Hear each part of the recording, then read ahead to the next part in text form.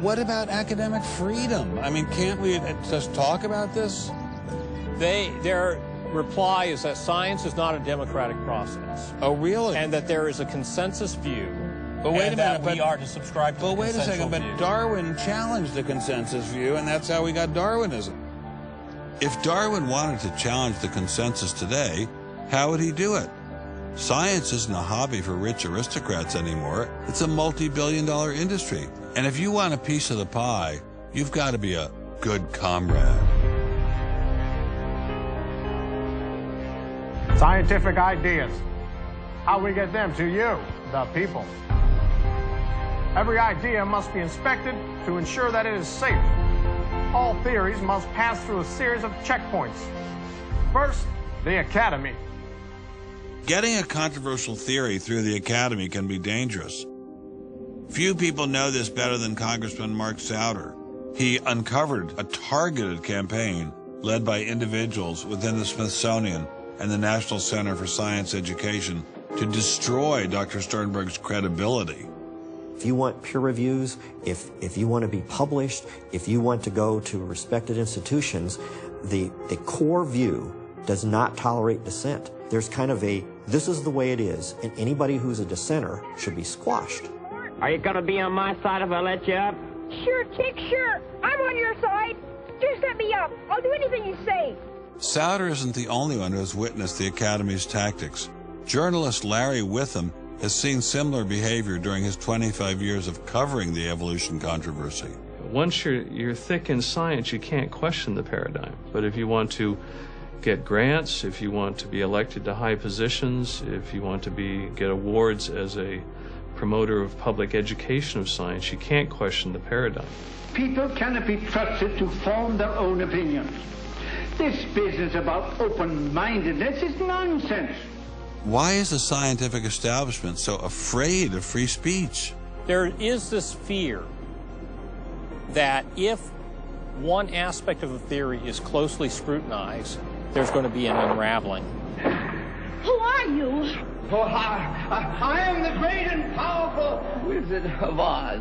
I interviewed dozens and dozens of scientists, and when they're amongst each other or talking to a journalist who they trust, they'll speak about, it's incredibly complex, or molecular biology is in a crisis. But publicly, they can't say that. Keeping a keen eye on the Academy are various watchdog organizations. Listen to Eugenie Scott of the National Center for Science Education. The NCSE has been at the heart of virtually every evolution controversy over the past 25 years, vigorously defending the Darwinian gospel. We have had a lot of business, unfortunately, at NCSE in the last few years, because virtually every state in which science education standards has come up for consideration has had a big fight about the coverage of evolution in them. NCSE was started by a group of scientists and teachers who were very concerned because in the late 70s and early 80s there were a lot of attempts to pass equal time for creation science and evolution laws. And clearly this is something that neither scientists nor teachers liked. It wasn't exactly help the creationists are coming, but it's, kind of along those lines. Most scientists just throw up their hands and say, creationists, they drive me crazy, you handle it.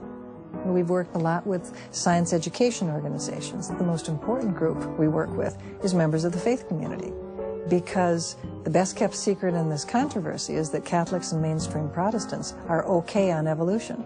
Are you sure about that, Eugenie? Liberal Christians have been fighting with conservative Christians for so long that they'll side with anybody against the fundamentalists. And Eugenie Scott says, well, welcome over. There's a kind of science defense lobby, or an evolution defense lobby in particular.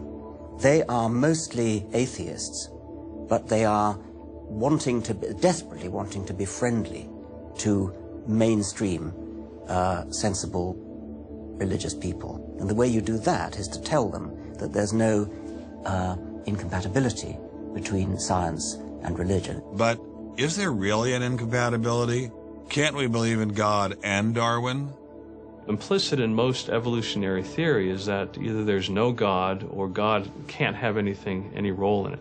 So naturally, as many evolutionists will say, it's the strongest engine for atheism. If they called me as a witness, and a lawyer said, Dr. Dawkins, has your belief in evolution, has your study of evolution turned you towards atheism? I would have to say yes. And that's the worst possible thing I could say for winning that court case. So people like me are bad news for the science lobby, the evolution lobby. By the way, I'm being a hell of a lot more frank and honest in this interview than many people in this field would be. Working hard to keep ideas in check are our friends in the media. Morning, paper. Paper, mister? The tendency of the media is to side with the establishment because they inherently agree with the establishment. Eugenie Scott, my understanding is that there is not a single peer-reviewed article out there that supports intelligent design. Am I wrong? You are not wrong. You are correct. I believe that we get coverage, but we always get coverage like we're the outsider, not like it's an even debate. But instead of merely reporting news, he analyzes it, often expressing his personal opinions. We constantly deal with reporters who refuse even to report the correct definition of intelligent design. They, over and over again, talk about life is so complex, God must have done it. Just admit it, it's religion. Very simple. You just can't, it's religion. It's a wanton distortion of our position. Study desk. I've got a hot story here. You can look at Associated Press stories, and the same sentence will appear in those stories for 10 years. Intelligent design says that life is too complex. It's called a boilerplate. And the reporter never reports anymore or gets any new ways to say it, so the public understanding never advances. But what happens if a reporter decides to take a more balanced approach to intelligent design? There might be remarkable pressure on that reporter not to side against the evolutionists. I thought I told you to kill that story. Few reporters have learned this better than author and journalist Pamela Winnick. When she refused to take sides in an article she wrote about intelligent design, the Darwinists found a new favorite target. Number one, I wasn't Christian, I was Jewish. Number two, I wasn't religious. Number three, I was not taking a position in favor of creationism. I was writing about intelligent design, and it didn't matter. After I wrote that one piece, everything I wrote on the subject was scrutinized. There were hate letters coming into the newspaper. If you give any credence to it whatsoever, which means just writing about it, you are just finished as a journalist. Other journalists we spoke with told similar stories, but didn't dare appear on camera. And now, the presses are ready to roll. When all other checkpoints fail, there is always the courts.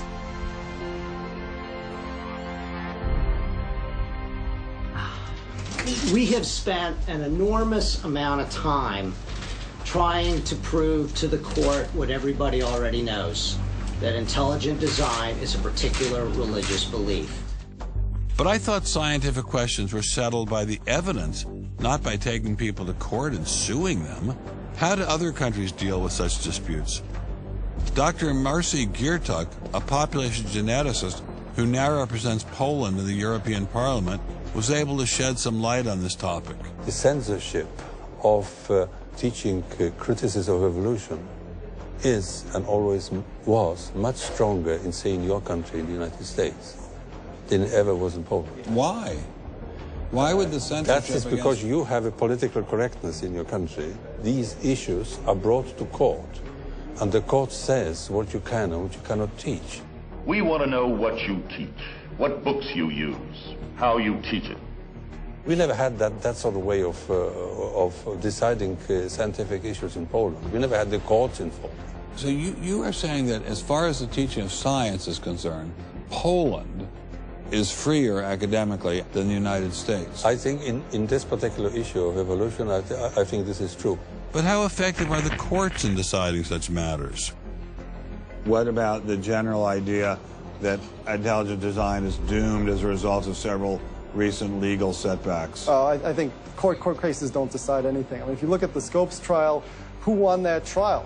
I wasn't the evolutionist. I mean, it was the Tennessee law was upheld, barring evolution. And yet, in the popular imagination, Scopes is the hero. Inherit the Wind, that movie, which is really bogus history based on the Scopes trial, has carried the day. These issues go much deeper than any decision by a judge.